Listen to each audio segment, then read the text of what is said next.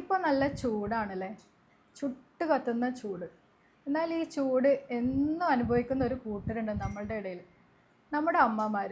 ഒരു 50 വയസ്സ് കഴിഞ്ഞ സ്ത്രീകൾ, മെനോപോസായ അതായത് ആർത്തവ വിരാമം എടുത്ത സ്ത്രീകൾ ഈ ചൂട് എന്നും അനുഭവിക്കുന്നുണ്ട്.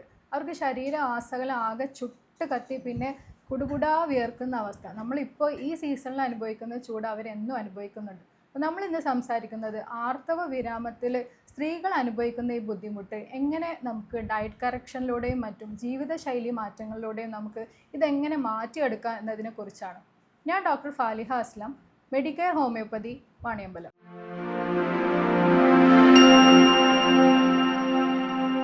ആർത്തവ വിരാമത്തിൽ ഉണ്ടാവുന്ന ഈ ഹോട്ട് ഫ്ലഷസ് അഥവാ ശരീരമാസകലം ചുട്ട് കത്തുന്ന ഈ അവസ്ഥ, ഇതിനെക്കുറിച്ച് നമ്മളൊരു വീഡിയോ ചെയ്തപ്പോൾ ഒരുപാട് അമ്മമാർ നമുക്ക് മെസ്സേജ് അയച്ചും നേരിട്ട് വന്നും ഒക്കെ ചോദിക്കേണ്ട ഇത് നമുക്ക് എങ്ങനെ മറികടക്കാം, നമ്മൾ ഭക്ഷണത്തിൽ എന്തൊക്കെ മാറ്റങ്ങളാണ് വരുത്തേണ്ടത്, ജീവിതശൈലിയിൽ എന്തൊക്കെ മാറ്റങ്ങളാണ് വരുത്തേണ്ടത്, നമുക്കിതൊന്ന് വിശദമായിട്ട് ഡിസ്കസ് ചെയ്യാം. ആർത്തവ വിരാമത്തിൽ ഉണ്ടാകുന്ന ഈ ഹോട്ട് ഫ്ലഷസിനെ കുറിച്ച് വീഡിയോ ചെയ്തപ്പോൾ ഒരുപാട് അമ്മമാർ നമുക്ക് മെസ്സേജ് അയച്ച് അന്വേഷിക്കേണ്ടായി ഇത് നമുക്ക് എങ്ങനെ മറികടക്കാം. ഈ ചുട്ട് കത്തലൊന്ന് മാറി കിട്ടിയിരുന്നതിൽ ജീവിതം ഭയങ്കര ദുസ്സഹമാണ് ഇവർക്ക്, ഇത് സഹിക്കാവുന്നതിലപ്പുറമാണ്.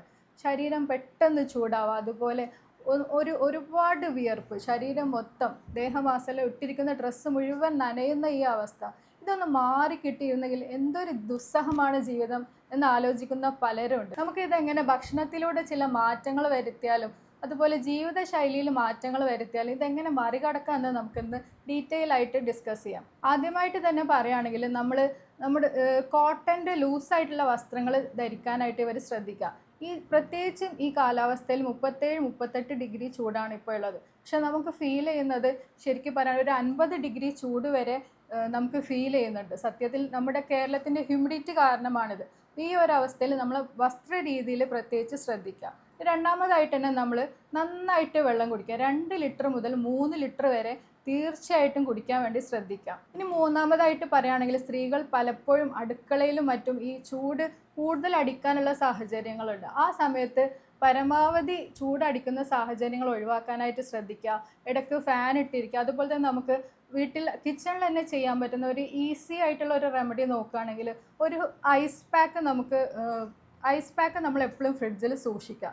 നമുക്ക് ഐസ് ബാഗ്സ് ഒക്കെ ഓൺലൈനായിട്ട് വാങ്ങിക്കാൻ കിട്ടും. അപ്പോൾ ഈ ഐസ് ബാഗ്സ് വാങ്ങിച്ചിട്ട് നമ്മൾ ഫ്രീസറിൽ അത് തണുക്കാനായിട്ട് വെക്കുക. അപ്പോൾ ഇങ്ങനെ ചൂടെടുക്കുന്ന അവസ്ഥയിൽ നമുക്കത് ജസ്റ്റ് അതൊന്ന് എടുത്തിട്ട് മിക്കവാറും അത് പുറത്തും ശരീരത്തിലുമൊക്കെ ഈ വിയർക്കുന്നതും ചൂട് വരുന്ന ഈ അവസ്ഥ ഉണ്ടാകുമ്പോൾ നമ്മളത് ദേഹത്തൊക്കെ ഒന്ന് ഈ ഐസ് പാക്ക് അപ്ലൈ ചെയ്ത് കൊടുക്കുകയാണെങ്കിൽ ഒരു പരിധി വരെ നമുക്കത് നിയന്ത്രിക്കാൻ കഴിയുന്നതാണ്. ഇനി നമുക്ക് ഭക്ഷണത്തിൽ എന്തൊക്കെ മാറ്റങ്ങൾ കൊണ്ടുവരാൻ നോക്കാം.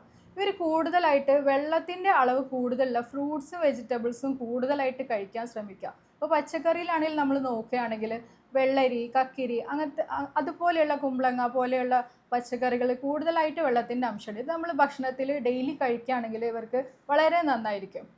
ഇനി നമുക്ക് ഫ്രൂട്ട്സിൻ്റെ കാര്യം നോക്കുകയാണെങ്കിൽ ഇവർക്ക് പ്രത്യേകിച്ച് അനാറ്, രക്തത്തിൻ്റെ അളവ് കൂട്ടാനായിട്ടുള്ള ഭക്ഷണങ്ങൾ കൂടുതൽ കഴിക്കുന്നത് വളരെ നല്ലതാണ്. നമുക്ക് ഡെയിലി ഇവർക്ക് അനാറിൻ്റെ ജ്യൂസ് ഒരു 2-3 ഗ്ലാസ് കുടിക്കുന്നത് നല്ലതാണ്. ഈ അനാറിൻ്റെ ജ്യൂസ് നമ്മൾ ചെയ്യുമ്പോൾ ഇതിൽ ഒരു 1-2 സ്പൂൺ നാരങ്ങ നീരും അതിനൊപ്പം മധുരം ചേർക്കാതെ ഒരു സ്വല്പം തേനും മാത്രം ഉപയോഗിച്ചിട്ട് നമ്മൾ ഡെയിലി കുടിക്കുകയാണെങ്കിൽ വളരെ എഫക്റ്റീവായിട്ട് കാണാറുണ്ട്. ഇനി ഭക്ഷണത്തിൻ്റെ കാര്യം നോക്കുകയാണെങ്കിൽ ഇവർക്ക് നമ്മൾ ശതാവരി ഉണ്ടല്ലോ, ശതാവരി നമുക്ക് കടയിലൊക്കെ വാങ്ങിക്കാൻ കിട്ടും. ഈ ശതാവരി പൊടിയായിട്ടോ ക്യാപ്സ്യൂളായിട്ടോ ഡെയിലി ഉപയോഗിക്കുന്നത് വളരെ നല്ലതാണ്. ശതാവരി പൊടിയാണെങ്കിൽ ഒരു 1-2 സ്പൂണ് നമ്മൾ ജസ്റ്റ് വെള്ളത്തിൽ കലക്കി കുടിക്കുകയോ അല്ലെങ്കിൽ പാലിൻ്റെ കൂടെ കലക്കി കുടിക്കുകയോ ചെയ്യുകയാണെങ്കിൽ ഇവർക്ക് ശരീരത്തിൻ്റെ ചൂട് ഒരു പരിധി വരെ നിയന്ത്രിക്കാൻ പറ്റുന്നതാണ്. ഇനി മൂന്നാമതായിട്ട് നമ്മൾ നോക്കുകയാണെങ്കിൽ എപ്പോൾ ഈ ചൂടെടുക്കുന്ന അവസ്ഥ വരുമ്പോഴും നമ്മൾ ഒരു നേന്ത്രപ്പഴം അല്ലെങ്കിൽ ഒരു മൈസൂർ പഴം നമ്മൾ കഴിക്കുകയാണെങ്കിൽ ഈ ചൂട് ഗണ്യമായിട്ട് കുറയുന്നതായിട്ടാണ് കണ്ടിട്ടുള്ളത്. ഈ മറ്റൊരു ഭക്ഷണം നോക്കുകയാണെങ്കിൽ ഇവർ ഭക്ഷണത്തിൽ കൂടുതലായിട്ട് തേങ്ങ ഉപയോഗിക്കാൻ ശ്രമിക്കുകയാണെങ്കിൽ ഇത് വളരെ നന്നായിരിക്കും. തേങ്ങാപ്പാൽ നമുക്കറിയാം ലോറിക് ആസിഡിൻ്റെ അളവ് നന്നായിട്ടുണ്ട്. ഇത് അമ്മയുടെ മുലപ്പാലിൽ ഉണ്ടാവുന്ന അതേ ഘടകമാണ്. ഇതൊരു കുട്ടിയെ എങ്ങനെ ശാന്തമാക്കുന്നോ അതുപോലെ തന്നെ നമ്മുടെ ബോഡിയും ശാന്തമാക്കാൻ ഉപകരിക്കുന്നതാണ്. നമുക്കറിയാം ചൂടിൽ നമുക്ക് കൂളിംഗ് ആയിട്ടുള്ള ഡ്രിങ്ക്സാണ് ഏറ്റവും കൂടുതൽ ആവശ്യം. അതായത് ശരീരം തണുപ്പിക്കുന്ന ഡ്രിങ്ക്സ്. ഇതെന്തൊക്കെയാണ് നോക്കുകയാണെങ്കിൽ നമ്മൾ വീട്ടിലുണ്ടാക്കുന്ന മോര്, സംഭാരം ഇതൊക്കെ നമ്മൾ 3-4 ഗ്ലാസ് ഡെയിലി കുടിക്കുകയാണെങ്കിൽ ശരീരം തണുപ്പിക്കാനായിട്ട് വളരെ എഫക്റ്റീവാണ്. അതുമാത്രമല്ല മോരിലും പാലിലൊക്കെ നമുക്കറിയാം ധാരാളം കാൽഷ്യം ഉണ്ട്. ഈ ഒരു പ്രായത്തിൽ പ്രത്യേകിച്ച് മെനോപോസ് കഴിഞ്ഞാൽ ഇവർക്ക് മിക്കവാറും ഇവർ അനുഭവിക്കുന്ന മറ്റൊരു പ്രശ്നമാണ് കാൽമുട്ട് വേദന, മുട്ട് തേയ്മാനം, അതുപോലെ പുറം വേദന, ഇങ്ങനെയുള്ള പല അസുഖങ്ങളും കാൽഷ്യം കുറവും ഇതിനെയൊക്കെ നമുക്ക് ഒരു പരിധി വരെ നിയന്ത്രിക്കാനായിട്ട് മോരും പാലും ഒക്കെ സഹായിക്കുന്നതാണ്. അതുപോലെ തന്നെ ഇവർ ഭക്ഷണത്തിൽ റാഗി ഉൾപ്പെടുത്താനായിട്ട് ശ്രദ്ധിക്കുക. റാഗിയിൽ നമുക്കറിയാം ധാരാളം അയൺ ഉണ്ട്, അതുപോലെ തന്നെ കാൽഷ്യം ഉണ്ട്. ഇതൊക്കെ ഇവരുടെ ഈ എല്ലിനും നമ്മളുടെ ശരീരത്തിൻ്റെ വിളർച്ച തടയാനുമൊക്കെ സഹായിക്കും. അതുപോലെ തന്നെ ഉണക്കമുന്തിരി നമുക്കറിയാം അയൺ റിച്ച് ആയിട്ടുള്ള മറ്റൊരു ഭക്ഷണമാണ് ഉണക്കമുന്തിരി, ഈത്തപ്പഴം. ഇതൊക്കെ ഭക്ഷണത്തിൽ ഉൾപ്പെടുത്താനായിട്ട് ശ്രദ്ധിക്കുക. അപ്പോൾ നമ്മൾ അയൺ അടങ്ങിയ ഭക്ഷണങ്ങൾ പറഞ്ഞതിനൊപ്പം തന്നെ നമ്മൾ വിറ്റാമിൻ സി, ബോഡിയുടെ സ്വാഭാവിക പ്രതിരോധ ശേഷി കൂട്ടാനായിട്ട് വിറ്റാമിൻ സി അടങ്ങിയ നെല്ലിക്ക, ഓറഞ്ച് പോലെയുള്ള ഭക്ഷണങ്ങളും ഈ അയണിനൊപ്പം തന്നെ ഉൾപ്പെടുത്താനായിട്ട് ശ്രദ്ധിക്കുക. പിന്നെ നമുക്കറിയാം ബോഡി അത്യാവശ്യം ഒരു വീക്ക്നെസ് വരുന്ന ഒരു സ്റ്റേജാണ്. ഇപ്പോൾ ഈ 50 വയസ്സായ കഴിഞ്ഞ സ്ത്രീകൾ നിർബന്ധമായിട്ട് അവരുടെ ഭക്ഷണത്തിൽ പ്രോട്ടീൻ്റെ അളവ് നന്നായിട്ട് കഴിക്കാനായിട്ട് ശ്രദ്ധിക്കണം. അതിന് വേണ്ടിയിട്ട് നമുക്ക് ഫൈറ്റോ ഈസ്ട്രജൻ എഫക്റ്റ് വരുന്ന പ്രോട്ടീൻസ് നോക്കുകയാണെങ്കിൽ വെള്ളക്കടല, അതേപോലെ തന്നെ സോയ പ്രൊഡക്ട്സ് ഒക്കെ വളരെ നല്ല ഫൈറ്റോ ഈസ്ട്രജനിക് എഫക്റ്റ് തരുന്ന ഭക്ഷണങ്ങളാണ്. ഇവയൊക്കെ കൂടുതലായിട്ട് ഭക്ഷണത്തിൽ ഉൾപ്പെടുത്താൻ വേണ്ടി ശ്രദ്ധിക്കുക. ഇതൊക്കെ ശരീരത്തിൻ്റെ മസിൽ സ്ട്രെങ്ത് കൂട്ടാനും അതുവഴി ക്ഷീണവും മറ്റും ഒരു പരിധി വരെ തടയാനുമായിട്ട് നമ്മളെ സഹായിക്കുന്നതാണ്. ഇനി സോയയുടെ കാര്യം പറഞ്ഞപ്പോൾ നമ്മൾ ഫൈബ്രോയിഡ് ഉള്ള സ്ത്രീകളാണെങ്കിൽ തീർച്ചയായിട്ടും സോയ ഫൈബ്രോയിഡിനെ അധികരിപ്പിക്കുന്നതായിട്ടാണ് കണ്ടുള്ളത്. അവർ ഇത് ഒഴിവാക്കുന്നതാണ് നല്ലത്. പിന്നെ ഇവർ ഭക്ഷണത്തിൽ എന്തൊക്കെ അവോയ്ഡ് ചെയ്യണമെന്ന് ചോദിക്കുകയാണെങ്കിൽ തീർച്ചയായിട്ടും എരിവും പുളിയും ഒക്കെ ധാരാളമായിട്ടുള്ള ഈ സ്പൈസി ഫുഡ് ഇവർ അവോയ്ഡ് ചെയ്യുന്നതാണ് നല്ലത്. ഇവ ശരീരത്തിൻ്റെ ചൂട് വർദ്ധിപ്പിക്കുകയും ഒരുപാട് വിയർപ്പും ചൂടുമൊക്കെ കൂട്ടാനായിട്ട് കാരണമാവുന്നുണ്ട്. അതുപോലെ തന്നെ ഇവർ രാത്രി ഭക്ഷണം നേരത്തെ ആക്കാൻ വേണ്ടി ശ്രദ്ധിക്കുക. ഒരു 7 മണിക്ക് മുമ്പേ രാത്രി ഭക്ഷണം കഴിക്കുകയാണെങ്കിൽ ഇവർക്ക് സുഖമായിട്ടുള്ള ഒരു ഉറക്കം ലഭിക്കാനായിട്ട് ഇവരെ ഹെൽപ്പ് ചെയ്യും. ഭക്ഷണം നമ്മൾ അമിതമായിട്ട് കഴിക്കുന്നതും ഒഴിവാക്കുക. അമിതമായിട്ട് ഭക്ഷണം കഴിച്ചാൽ നമുക്ക് നമ്മുടെ ബോഡിയുടെ മെറ്റബോളിസം മറ്റും കൂടുന്നത് കാരണം ഈ ചൂടും വിയർപ്പും കൂടുന്നതായിട്ടാണ് കണ്ടിട്ടുള്ളത്. അതുപോലെ തന്നെ ഇവർ ഒഴിവാക്കേണ്ട മറ്റൊരു ഭക്ഷണമാണ് നമ്മുടെ ബേക്കറി, ജങ്ക് ഫുഡ്, കോള, അതുപോലെയുള്ള ഈ സോഫ്റ്റ് ഡ്രിങ്ക്സ്, ഇതൊക്കെ ഒഴിവാക്കുന്നതാണ് ഇവർക്ക് നല്ലത്. ഇവയൊക്കെ ശരീരത്തിൻ്റെ ചൂട് കൂട്ടാനും നമ്മളെ കൂടുതൽ ക്ഷീണത്തിലേക്കും നയിക്കും. പിന്നെ ഇവർ ഭക്ഷണത്തിൽ ഏറ്റവും കൂടുതലായിട്ട് ഉപയോഗിക്കേണ്ട മറ്റൊരു ഇതാണ് ഫ്ലാക്സ് സീഡ് പോലെയുള്ള വിത്തുകൾ.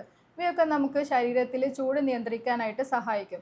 ഇതിലൊക്കെ ഉപരിയായിട്ട് ഇവർക്ക് വേണ്ടത് ഒരു മാനസികമായിട്ടുള്ള ഒരു സപ്പോർട്ടാണ്.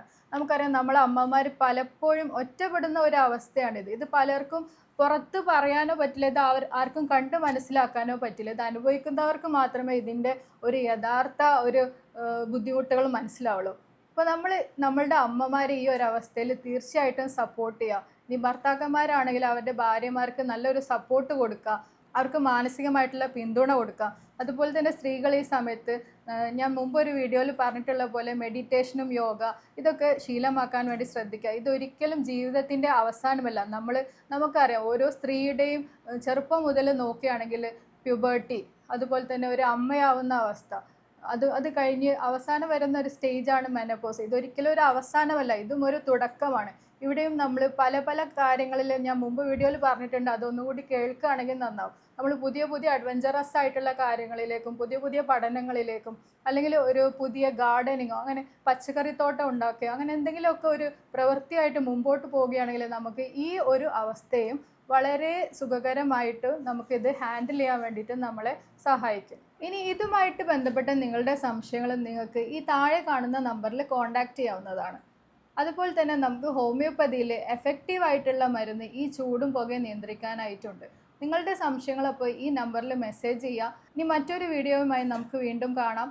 നന്ദി, നമസ്കാരം.